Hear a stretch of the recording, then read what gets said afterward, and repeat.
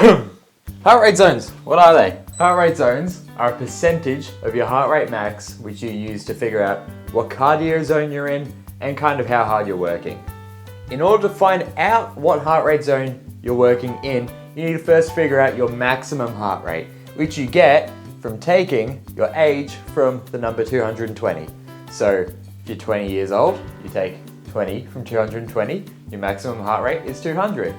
There's 5 different heart rate zones you got to worry about. The first 3 are aerobic, which means that your body's using oxygen. The last 2 are anaerobic, which means your body's not using oxygen. This cheeky little graph here is a very, very simple version of what is called a lactate threshold. Once you pass this point, lactate starts to build up in the muscles because you're going from aerobic exercise to anaerobic exercise. One of the byproducts of anaerobic exercise is lactate, which just burns in your muscles. That's that thing that burns.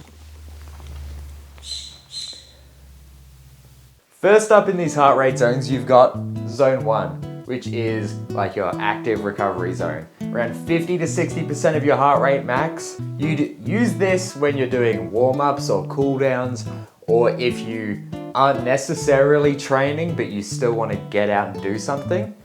It's quite chill. You can just go for a walk or like a really light jog. You can do some gardening, you can do some cleaning.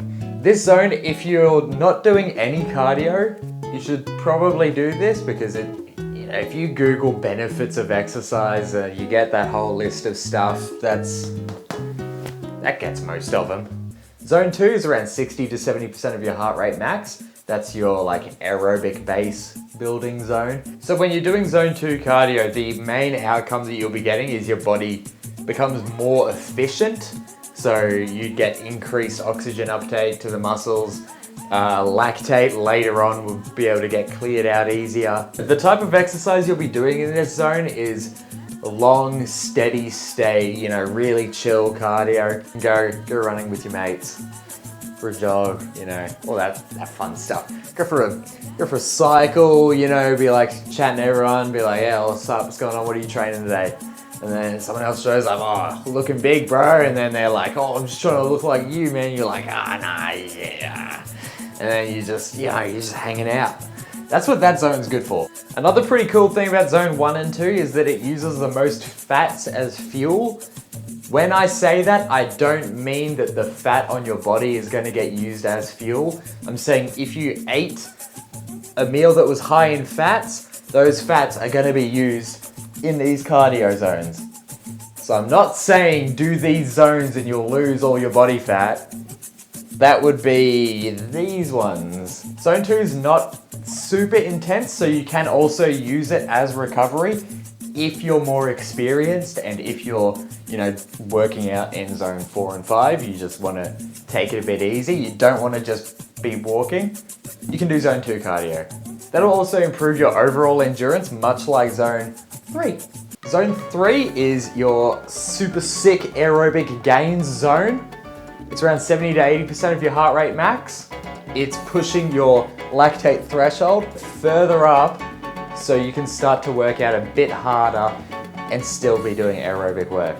Another pretty cool thing is that it increases your strength. Zone 4 is considered anaerobic, which means that, as I've mentioned a bunch of times before, lactate accumulates in your muscles because you're not using oxygen for cellular respiration. Not important to go into that, but you just keep in mind, that's where your muscles will start to feel like they're on fire. So zone 4 is 80 to 90% of your maximum heart rate. You'll also get this pretty sweet thing called post-exercise oxygen consumption, also called EPOC. This means that you'll be burning a lot of calories while you're exercising, and then after you're exercising, your heart rate will still be high and you'll still be burning a lot of calories. It will also increase your maximum oxygen uptake, your VO2 max. The last zone, zone 5, is your VO2 max, which is 90 to 100% of your heart rate max. In this zone, you'll mostly be doing things like sprints if you're running, or if you're cycling, you'll also be doing sprints, I guess. It is the most intense one. You'll probably only be able to do it for 30 seconds to a minute. In this zone, you're most likely to increase your speed. You will get strength gains, much like zone 3. You will get the most post-exercise oxygen consumption. So you'll be burning the most calories while you're doing it, and you'll be burning a lot of calories while you're on the ground crying because you thought it would be a good idea to do zone 5 cardio. The more you train in this zone, the better you'll get at being in this zone.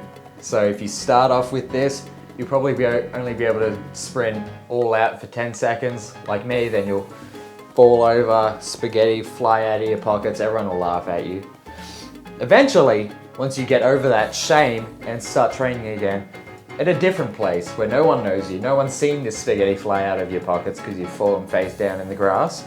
You've also, Big D's have just gone in your face, just not a great experience. So you've moved states, you've gone to a different track, you've started these sprints again, you've stayed at it, haven't fallen over, you got new shoes that fit this time. Anyway, the longer you spend training in this zone, the better you'll get at training in that zone. Which is pretty sweet. If you want to become a sprinter, start sprinting. So now that you got these zones, that's all well and good. What do you do with it? There's 3 common types of cardio that you do. The first of which is continuous cardio, which is long, steady state, low intensity. Probably going to be in zone 2 and 3. The benefit of doing this type of cardio is that it's really inviting, it's easy to do, you can do it with your mates. The injury risk is pretty low. The downsides of this is that it takes forever to do, and surprisingly, it's also the hardest one to recover from. It'll normally take around 24 to 36 hours to recover from. Oh! Another type of cardio you've probably heard a lot about is HIIT, high intensity interval training. It's when you'd be in zone 4 or 5, going for a really intense bout, and then you'll be resting for a bit, recover from that, go again. The benefit of this is that you burn way more calories than doing continuous cardio in way less time. So if you're a busy businessman, you got stuff to do, executive, corporate flights, closing deals, stuff like that, I'd recommend doing high intensity training just so you can get it done, get it over with, and get back to whatever you were doing. The main downside of this is that your injury risk is a lot higher than doing continuous cardio. So if you're just starting, probably don't start with that. Start with the continuous cardio at lower intensity and then work your way up to doing it. The third type of cardio is a combination of both. It's polarized training or fartlek training. It's when you do a high intensity bout of exercise, zone 4, probably not zone 5 because you need your energy for the rest, which would be in zone 2. So you do a zone 4 intense running. Once you get tired of that, you then rest by doing 2 or 3 minutes at zone 2. The benefit of this is that you get the best of both worlds. You're doing your anaerobic work and your aerobic work in the same session. So you'd be getting any benefits you don't get from the anaerobic work, you'd be getting from the aerobic work, and vice versa. A big downside of this is that you have to already know what cadence you need to run at to be in this zone and this zone. Because if you're doing your high intensity bout and then you switch to your low intensity bout, your heart rate isn't going to immediately go down now that you're running at a lower intensity. You're going to get that cheeky epoch, so your heart rate is still going to be pretty high while you're running at a low intensity. So before you even begin to do this type of training, I'd recommend getting used to doing continuous training, finding out how fast you need to be in one of these lower intensity heart rate zones. Also, you need to know what cadence you're running at high intensity, so then you can do the high intensity cadence and then the low intensity cadence, rather than just trying to go, oh, my heart rate's like really high while I'm doing this high intensity running. All right, time to go down into lower intensity. My heart rate's still high, so I must still be doing high intensity running.